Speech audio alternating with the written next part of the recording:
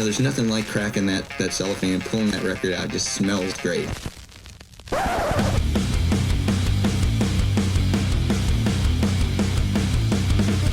Welcome to BODS Mayhem Hour. Non-stop hardcore energy. I love the show, guys. You're awesome. Unlike any other. With your host, John the Bod, a.k.a. the Bod Father. Man, this stuff rocks. This is Jen Hodges from Spurge, and you are listening to BODS Mayhem Hour. The views and opinions of the guest do not necessarily reflect the views and opinions of BODS Mayhem Radio Network, its staff, affiliates, or sponsors. Parental discretion is advised. Welcome to BODS Mayhem Radio Network. Hey everybody, welcome to BODS Mayhem Hour. I'm your host, John the Bod, aka the Bod Father, and as always, I'm bringing you guys and gals awesome interviews. Today, it's an honor and a huge privilege to have Jen Hodges. She is the bassist of Spurge. Spurge has released their new EP entitled Crown and official music video for 57, produced and directed by Daniel Medina, like Funky Cold Medina, folks. And and we're going to get into what 57 was inspired by, which is kind of crazy. It's kind of like a premonition type deal, but it's very cool. 57 was inspired by the internationally experienced isolation during the ongoing COVID-19 pandemic lockdowns, but there's more to this 57 ordeal. So, Jen, how you doing? I'm great. How are you? Doing awesome. Welcome to the show. Glad to have you on here and talk about Spurge and get you guys out there a little bit more. Yeah, thank you for having me. So how excited are you of the release of the new EP entitled Crown, and plus this video 57 in this crazy time they're in right now? I'm really proud of it. So I like all the songs on the record, which actually I like all the songs on all my records except for one record. I won't tell you which record it is. I'm just saying it exists. But this one, I do like all the tracks, and yeah, I'm super happy to share it with the world. So the one that you don't like, you cringe every time you listen to it? No, it's not even that. It's crazy because I listen to it and I like it, but I'm like, I feel like I just could have done a little bit better, Like sounds out of place. Yeah, gotcha. Mm-hmm. Now, you found your voice sonically during the creation of the Untitled EP. How significant was this EP in your vocal development and even as a musician? Yeah, the Untitled EP was huge. So I did find my voice. And I guess by voice, I don't mean like vocal, because I'm actually a terrible singer. I think there are vocals. Yeah, we have a rapper on one track, and we had a screamer on one track, and we had an R&B singer on one track. So I'm not doing the vocals, but I wrote all the music and I performed a lot of the music. And it was just like the first time that I felt like, oh, this is what I've been building towards, and I found it. So I can sustain this for a little while. And I didn't know how long I was going to sustain it. Creativity is like, nobody knows what it is or where it comes from or anything like that. Sure. So that's another reason that I like Crown, because after, the last record, I was like, well, is that the last time that I'm going to be able to do this? I'm getting older. The project is almost 10 years old. And then I did Crown, and I was like, no, I still like this. This still sounds good. So it was positive. There's always something that when you're on that edge of saying, am I done with this? It's like the old saying, it pulled me back in. There's always that kick that puts you right back to where you need to be, I always say. Yeah, definitely. And for this one, quarantine had a lot to do with that. It was like my studio closed, and so I moved all the gear into my bedroom. And I was still getting work. My job takes care of me, thank God, but not as much work. So I was like at home in my room with a full studio. And I was like, well, I might as well make a record, I guess. For about 6 months prior to writing the song 57, you kept seeing the number 57 everywhere, just like the movie. So I want to talk about this. When did you start noticing and paying attention that you were seeing 57, and what was going through your mind? It was kind of right before the pandemic, maybe August 2019, all the way through the pandemic. Sometimes I still see it, but we'll talk about that in a second. So I guess it started maybe August 2019, and I saw it on like my cell phone battery and like the temperature outside, and just measurements, numerics, everything was 57. It was weird and it freaked me out. And my mind automatically associated it with a negative phenomenon. And after a while, I was like, why do I automatically respond to this as if it's negative? Why can't my mind be like, this is a positive thing, you know? And I was like, well, I guess this is how my mind is. But after I noticed that, you know, I'm feeling negative about it, I can maybe look at it in a different light and associate some positives with it too. So my first step in trying to retrain my brain was writing the song 57, because I liked where the song was headed. I still like the song. It's a good song. And I think it's obviously bringing good things. I've got an interview right here with you. You know, people seem to be responding well. So I'm trying to make my brain be like, okay, it's not all negative. There are some positive things happening. I've always been a big believer in the paranormal and plus premonitions, things like that. And that number's got to be substantial for some reason in your life. You know what I mean? There's something about it that's specifically for you. So maybe it's when you get 57, something cool is going to happen. You know, who never knows? So, I don't know. That's the year my mom was born. Wow. There you go. In Catholicism, they would say 5 + 7 = 12, and that's a holy number. There you go. Yeah, I mean, there's a million things that are specific to me I could associate with it, but nothing seems to be rooted in reality. Whatever reality is, who even knows what that means? I agree. I know bands are always writing, but did the songs come pretty easy writing for the new EP? Did you think you guys would have to sit on these songs for a while before releasing it? No, they came pretty easy. So the way I write is I just sit down at night with an instrument and I just dick around, you know, for like 30 minutes. And then I come up with something I like usually, which is pretty fortunate. And then the next night I'll sit down and noodle for 30 minutes on top of the thing I came up with the night before. And I'll usually come up with something I like, and it just builds and builds and builds. And then when it builds to a point, I'm like, the song's done. Then I have to like take away, you know, I have to subtract from everything that I built up and strip it down to all the parts that are significant. Got to trim that fat, sort of say, pretty much. Mm-hmm. As a band, were you guys a little nervous releasing this EP right now, or no, since you just go ahead and put it out there since everybody's home? Yeah, I mean, no better time than the present. You know, I don't know any other alternatives. Yeah, there's no reason to hold back, I guess. Just put it out there, see what happens. I mean, we're slowly but surely getting back to a little bit of normalcy, you know. A lot of bands are on tour right now, which that's awesome. I mean, Black Label Society is out on tour, and I see the fans that are out to the show. I mean, they're packed, you know, and it blows my mind. It's like, we're not going to stop. And that's the cool thing about us. You know, we're not going to be, you know, forced down or anything. And I think that's cool about all of us Americans is that, you know, we're just like, fuck you. We're going to do what we want. You know? Yeah. Yep. That is, yeah. For better or worse. Yeah. We'll see where it goes. It's exciting to see where it goes.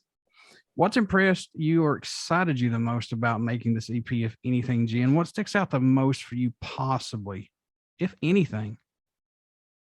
Well, I guess I touched on reaffirming my creative abilities. That's huge. Because I guess like and this is, see, once again, my negative mindset and my negative language. But that's kind of always been my strength my entire life. And so I guess I'm afraid to lose that somehow. You know what I'm saying? So like, if I can't produce something creative, then what do I have? I don't have anything, basically. And so it was rewarding for me to be able to do that and reaffirm like, oh, I can still do this. That's huge. I mean, even if nobody hears it, but for this record, you know, thankfully a lot of people are hearing it, maybe more people than any of my other records. Cause I tell people about the record and they're like, you've been out for 10 years. You've got 10 years worth of material. And I'm like, yeah, I know. Yeah. That's the crazy part. There's so many bands that's been together for 10 plus years and they've got so much material that they could easily release 3 albums or several EPs. But a lot of those tracks don't seem to get the light of day. And I don't know if that's just, you know, not happy with where they were at that time with that song, or if you can actually build that song to make it sound better. What's your take on that? There's a joke in Nashville. That's where I spent 7 years in Nashville. That's where my family's from. And it's, how do you make $2 million in the music industry? You invest $1 million. So, and this is the truth, man. You know, I've worked with, gosh, so many artists throughout the years, and all of them are great. Even the ones that like I'll just jam with and we don't end up producing a record or whatever, like they've got great songs that could be hits. And it's like a pure competitive market, you know, everybody is a musician, you know what I'm saying? So it's like, how do you rise to the surface? Well, in America, you know, to your point, you spend money. And so that's what you have to do to get recognized. But I mean, that doesn't mean that there aren't thousands and thousands of wonderful individuals out there making great music. Every time I play with somebody, I'm just blown away at what I learned from them and, you know, their creativity. And it's such a wonderful community. So, you know, it's great that people are hearing my record. But I always like to harken back to the fact that, you know, if I didn't do music, then I wouldn't have the wealth in my life that I do, like just the community and getting to know people and just feeling like a part of the earth. Do you think that it's an even playing field now since the pandemic hit for bands to, you know, put music out now the way it is? Or do you think it's even harder to stick out now? Yeah, I think it's definitely harder to stick out, but I think the playing field is more even. Like Lil Nas X, you know, learned TikTok. He was one of the first ones and he got that song out. He did it, man. He freaking made it, and kudos to him. So it's just if you can have someone on your team, or if you can really understand the mechanics of a digital society, I think it's in your favor, which I guess maybe that makes the playing field not level. But I feel like we all sort of have had to grasp and keep up with all this digital stuff to a certain extent. Anyway, I still haven't learned TikTok, so I have no idea. Yeah, actually, yeah, for the next single, I think I want to try to dabble in it. So we'll see how it goes. I just want to get more subscribers on YouTube. I even offered to like sing Baby Shark or I'm a Barbie girl without my shirt and I need a bologna sandwich. I'll promote you, man. Yeah. Tag Spurge when you release it and I'll throw it out there. Lord God, I mean, if some of the most stupidest things have over 1 million views and I see the subscribers, I'm going, how? Are these legitimate subscribers or just, I'm like, oh my God. I got they probably are. So the Travis Scott thing, like, yeah. I saw a lot of people online talk about how he was sacrificing humans because he worshipped Satan, how like people in charge told him to do it as an initiation. So like, these are the people that are subscribing to these videos, man. And if you're out there thinking like the Illuminati's real, cool, dude, maybe it is. I don't fucking know. But to me, that it doesn't seem like the most simple answer. It blows my mind. And I'll go ahead and throw out a promotion for this guy because I absolutely love watching this guy's name's Billy Ginger. He's absolutely hilarious. When my 65-year-old mother can say, oh no, she's 70. When she can sit here and watch him and laugh her butt off. Yeah. Cause she's hard to impress on stuff like that. Cause she's like, that's stupid. I'm like, pretty damn funny if you ask me. Billy Ginger? Billy Ginger, yes. Okay. Absolutely hilarious. He has one called a fire truck, but it's called a far truck. These are from Alabama, you know? Yeah. Hilarious. So any tracks standing out more to you than any right now on this EP? I know it must change every time that you listen to it, but are there any that stand out for you personally? Well, I mean, they're all great. I think the one that I spent the most time on obviously was 57. I like that. And I think people will like that one the best because people are really, really these days into production. I actually just had a conversation online with my friend in Tennessee about this. He was like, hey man, the levels are off on your record. And I was like, no, they're not. He was like, well, it doesn't sound mastered. And I was like, yeah, none of it's mastered. But if you want to hear production, listen to 57. And I've done experiments in my studio where I'll play an old Soundgarden record and I'll play a brand new Nickelback record, and nothing wrong with Nickelback. You know, it's not necessarily my cup of tea, but it's certainly well produced. And every single time people will pick the Nickelback song as the better song over the Soundgarden song. And it's because the production, people love production. And that's where we're headed. Once again, as a digital society, that's where we're headed. We need like crisp separation, and everything needs to be as loud as possible. You know what I'm saying? Like there's no room for dynamics right now. I'm sure that will change. You know what though, Jen? Here's the thing, and I'm glad you mentioned that, because so many people are just like, it doesn't sound crisp enough for me. They would shit if they have to go back and do the 2-inch tape days. They would lose their minds. Yeah. They would be done in 20 minutes because you have to cut the tape, go back, re-record. If there's something in the tape there, you just fuck it, leave it, go on. Yeah. And they would lose their absolute minds. I know for a fact they would, because that shit's crazy. Yeah. And I mean, who am I to judge anyone that prefers a high production value? Like that's why and Dom Grisbon, who played guitar for us for a long time, he moved to Trinidad. He actually mixed that song, but he's mixed Elton John, he's mixed Childish Gambino. He's worked with the best of the best, and he knocked that one out of the park for sure. Oh, wow.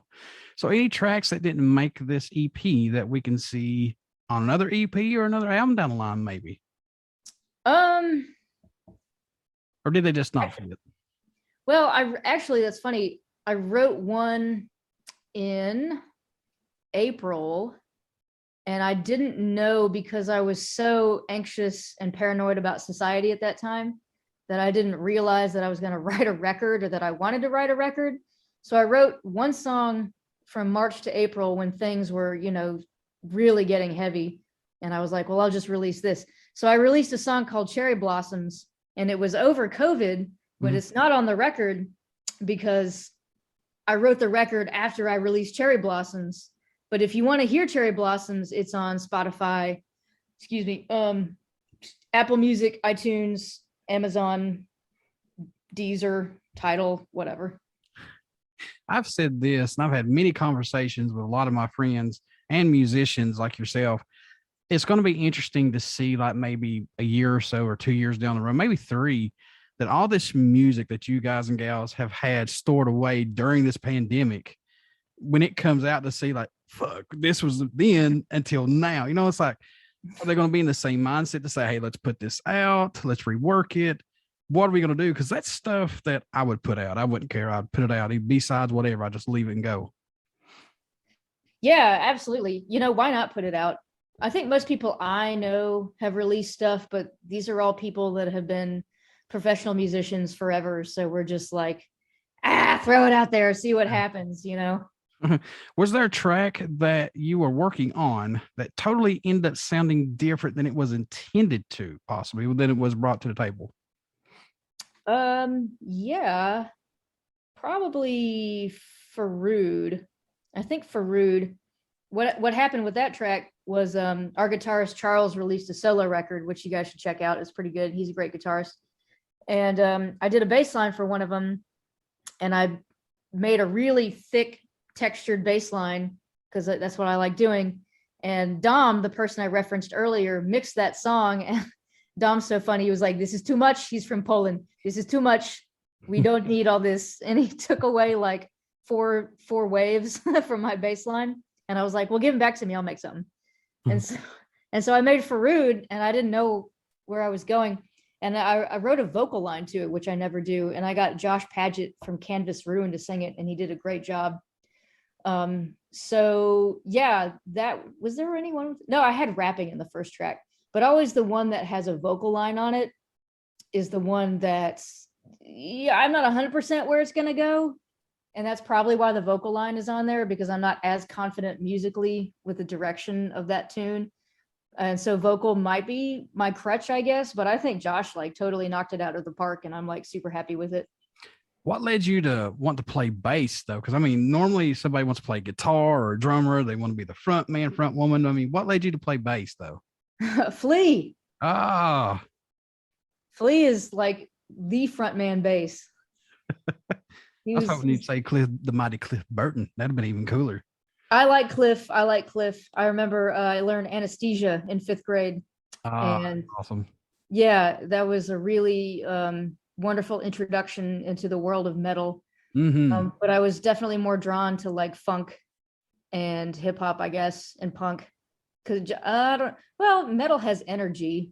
But it was, And see, it feels like I'm dissing everybody right now, and I swear to God, I'm not. But it feels like in metal, there's like a uniform. You know what I'm saying? Yeah. All black. It's distortion. It's and there's scales. You know, it was screaming. You know what I mean? And obviously, there's a formula to the Chili Peppers, California, California, California. But I'm 36, and so, you know, when I heard Mother's Milk for the first time, it was like, oh, there's endless possibilities. These guys are doing whatever they want, basically. Like, it's total freedom. Yeah, punk music is another outlet of mine. I mean, I had metal and I had punk music, and I even got into ska. But when you listen to bass in a punk song mixed in with horns and the melodies, I mean, it's like get the fuck away, leave me alone. It's like, get away. It's so good. It's so good. Yeah. It's just the right blend of, that's all I got to say. Like Hepcat. Oh my God. Yeah. Hepcat is phenomenal. Rancid. I love Rancid. No FX. I mean, no FX is all, they're crazy. But it's I played so with good. a pick. Yeah, I played with a pick till I went to college, and they were like, no pick. No pick. Okay. All right. Here we go. I learned it. I know a lot of people who play a pick. I mean, do you prefer a pick, or do you now prefer just playing with your fingers? I do what whoever is paying me wants. Now, like, if it's, I don't know, and it's also what's available. If you're asking about my personal project with Spurge, you know, if I have a pick laying around, I'll use a pick. If I have my fingers, I'll use my fingers. Like, I can do anything. Mostly, the last thing that tripped me up was a salsa line. I had to do a salsa line at the Alliance Theater, and that tripped me up a little bit. So I won't say that I can do everything, because I can't. Oh, I cannot forget Doug Pinnick from King's X. Great bassist. Cannot forget him. Yes. Gracious. And MXPX, another good band. Oh, he's here all day. I can name my bands like crazy. I go too long. So what is the growth that you see in your music now with your, you know, your personal side band or playing with anybody? What is the growth for you personally that you see the most? Just trying to sustain and maintain, man. Like, you know, I'm getting older, so it's harder to schedule everybody to come to practice so that we can play live. You know, it's harder to keep people focused on the project. You know, like I said, I have my own doubts about my abilities, and just sustaining those, maintaining those. In terms of like musical growth, what I don't know, because for me, like, musical growth is going to come with the paid gigs that I do. Like, if somebody challenges me to do a salsa line, you know what I mean? I'm going to learn that. And I'm sure that will bleed over into my creativity. But creativity for me is kind of like a respite. So, you know, there's the intellectual side of playing music where, okay, you've got to memorize 40 songs in 2 weeks. Good Lord. Which I did in October, and it was a really fun trip. Shout out members only ATL. But yeah, as far as like releasing records and being creative, to me, that's where I don't feel pressured to be intellectual.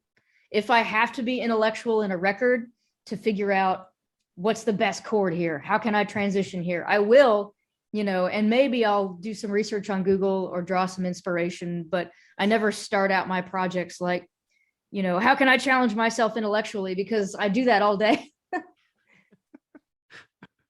What do you hope everyone takes away while listening to any of Spurge's music in general? What do you hope they get from this EP when they pop it in and start listening to it? I hope it takes you on a trip. You know, I hope that you can pop it in and sit still for 30 minutes and open your ears and listen. And you imagine great pink landscapes with flower hands that grab onto butterflies and eat them, and think about fish that talk to you and lead you on a treasure hunt quest. I hope it takes you on a trip. And Lemmy coming down nowhere going, you got to get the liquor. You got to get it over there. Get off your ass and go. I know this is a hard question, and I know you have a lot of music that you choose from every day.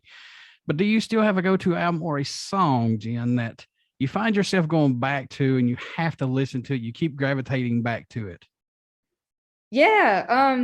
When I need to feel good and hype myself up, it's a Turnstile Gravity. I really like that song. That's a good band. Yeah, I like Turnstile. Turnstile is badass. If anybody doesn't know who we're talking about, go check them out. They are phenomenal. I use phenomenal a lot, but it's true. They are good. It is true, yeah. I watched them. God, what festival? It might have been Rock on the Range, maybe a couple years ago. They were there. I didn't actually watch them in person. I just watched them on YouTube. Just that band is all over the place, especially the singer. He's out in the crowd. He throws the mic, and right during the song, he's running out in the crowd. It's like, where's the rest of the song at? Everybody else is jamming out. And I'm like, good energy, really good energy from that group. Yeah, the right energy, the energy you want. All right, folks, you want to get out and pick up Spurge. New EP Crown. It's out right now. Plus, check out their video for 57 and give this band a chance. So, Jen, how could folks stay in touch with you guys, buy this EP, everything Spurge related? How can they do that? We're on Instagram, I'm pretty sure, and it's Spurge_band. And we're on Facebook. If you just look up Spurge on the little search bar on Facebook, will pop up. We also have a website, spurgeband.com. I'm pretty sure that's it.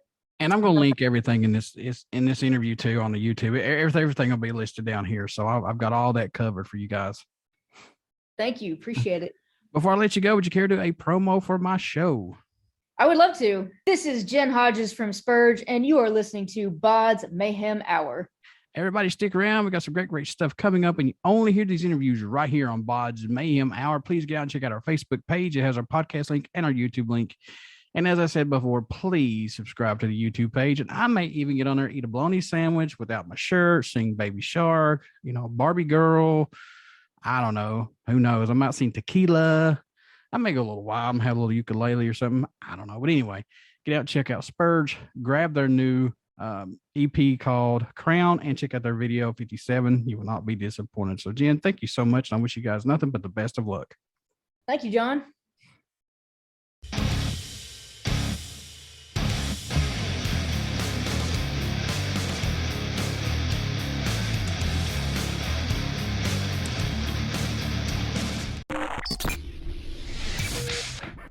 You're listening to BODS Mayhem Hour. Follow us on Facebook, Twitter, and Instagram.